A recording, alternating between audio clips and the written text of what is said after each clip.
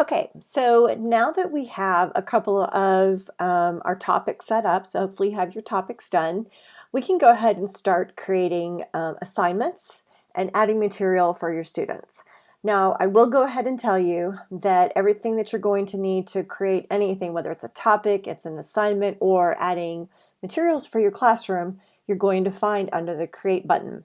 I'm not going to talk about material in this video. I'm only going to focus on assignments and questions because materials is going to be its own video. I found a great one on YouTube, so there's no need for me to make one. So, talking about creating an assignment. It's super easy. An assignment, you just click on that, it opens up in its own window.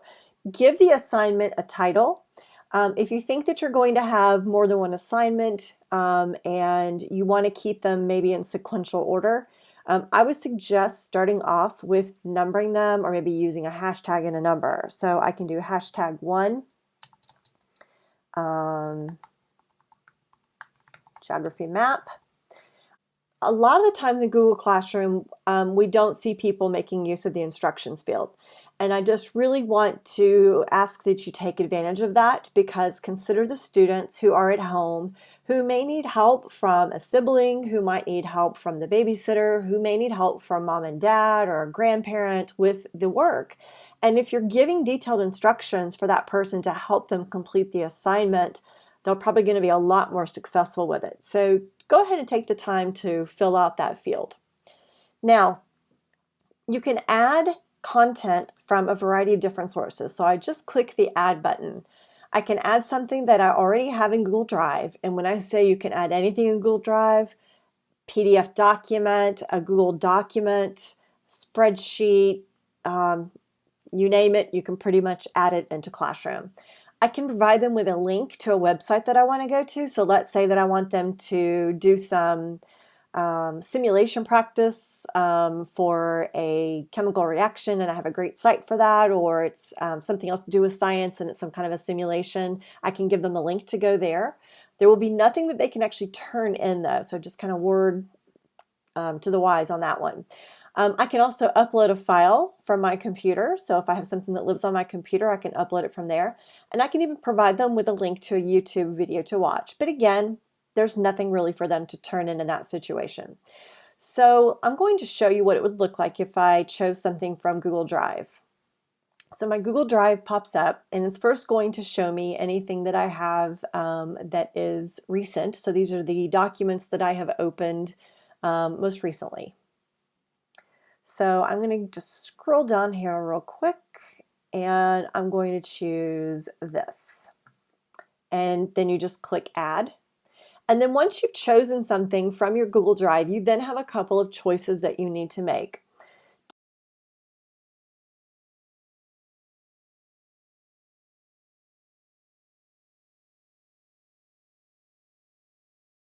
Okay, so you'll notice that I have this little warning triangle here.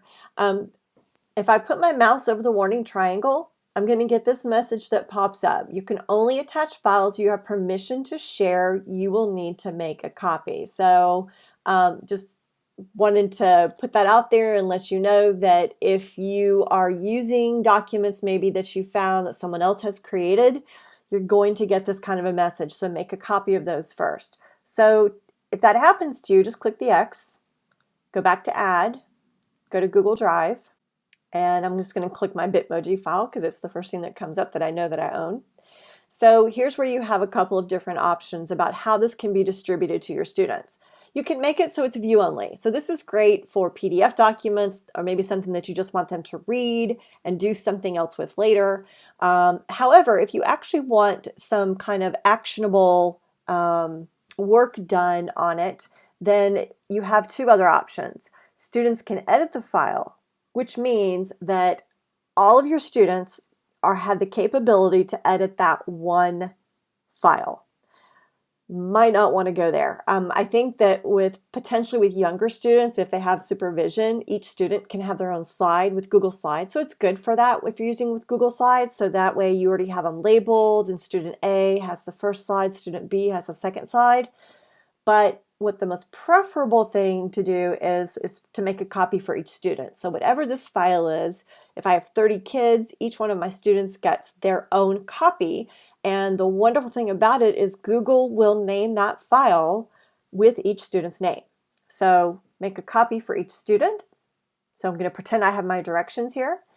And then over here on the right-hand side, what class is this for? So again, if you have more than one class for the same content, then I can go ahead and drop this down and I can put the check mark there in the boxes so that that same assignment will go to those multiple classes. For this one particular class, I can have it go to all students. And again, I don't have any students in this class, so I can't replicate this idea here. But you could differentiate assignments by only assigning this to specific students.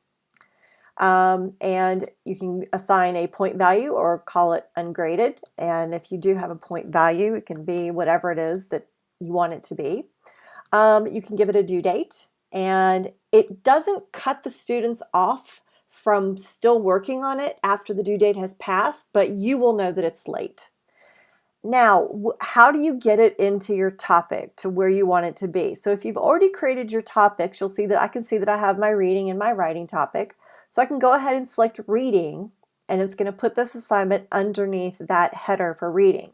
However, if you forgot to create the topic and you're already this far into it, you'll notice that you have the option to create a topic right here. So I can go ahead and create that topic name, and it's no big deal. I'm going to go ahead for right now and put it under reading.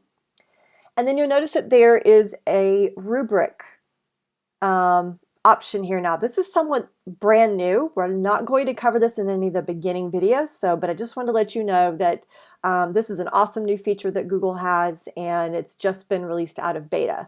But like I said, I'm not going to look at it in this video. So let's look at our ways that we can assign this. So I could go ahead and assign it right now, which means that any student that I have in this classroom would get an email notification, hey, your teacher has assigned you a brand new assignment. If I'm not quite ready for this to go out, I can save it as a draft.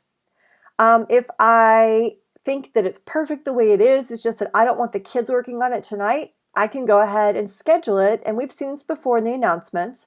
So I can go ahead and schedule it for, let's say, tomorrow at 9 a.m. and then click schedule, and it will go out at that time. So I'm going to go ahead and save it as a draft so y'all can see what that would look like. And so it's in the process of saving. And then now we can see that under reading, geography map, it says draft. So if I decide that I need to edit that, I just click those three little dots and I can edit it, or I can delete it. Or let's say that I put it in the wrong place. It doesn't belong under reading. It actually belongs under writing. Just like how I can drag and drop those topics, you can drag and drop assignments. So if something is put in the incorrect place, that's not a problem. Okay, so we've talked about just a regular assignment, and now let's talk about a question assignment. Question assignment can be kind of a discussion question. So you have the short answer option. You also have a multiple choice option.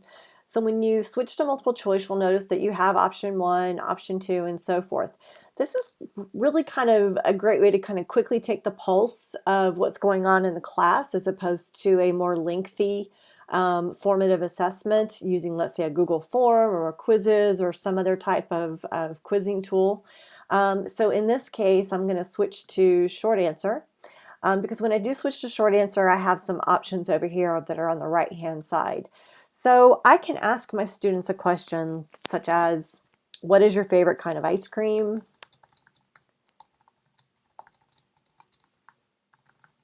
And why? And then I can give them further instructions if I feel the need to do that right there. I can tell them, please make sure that you are typing and using, capital letters, lowercase letters, and correct punctuation. Over here on the right-hand side, you'll notice that, again, I have the points I can assign to this, a due date, and a topic. And in this case, this is a discussion question. It really doesn't fall under reading or writing. So I'm going to go ahead and create a brand new topic and call it discussion. Now, we see here that students can reply to each other. If you remember back in settings, you had the option to let students be able to post and reply, to only reply to your post, or to do neither of the above. If you select neither of the above, that's going to impact this, or that they can't respond to each other. And sometimes having students be able to respond to each other in questions is really a great thing. So just kind of keep that thought in the back of your head. So again, just like every other thing, I can schedule this or I can save it as a draft. So I'm going to go ahead and schedule this right now and click schedule. And then this will take me right back to my main screen where you see that it's created discussion as a topic. So it's nice and bold up here. Here is my activity, my discussion activity that is scheduled for tomorrow. But again, let's say that, I'm not happy with where this is, or maybe I put it in the wrong place. If you put the activity in the wrong place, that's okay. You can drag and drop it wherever. If you decide that the discussion area with the assignment beneath it is in the wrong place, if I drag and drop from the word discussion, you see that it's kind of tiered. So I can actually drag and drop discussion and everything beneath that into a new location, which is pretty awesome. If I decide that I want to delete this, and I want to show you what this looks like, I click delete, it's going to warn me that the post underneath that topic will not be deleted. So if you decide, you know what, I really didn't want that topic at all, but I do want to keep the post, you can either go ahead and move the post first, or you can delete it. And if I delete it, then the post, you'll see, is going to still show up at the top. It's going to be kind of floating out there on its own. And then I can always take it and I can move that elsewhere.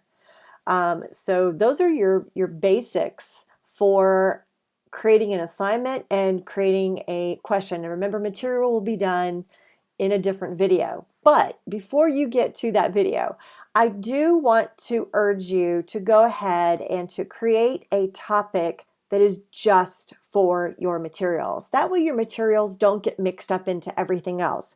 So for example, this might be something for your syllabus and materials, things that are going to be more static.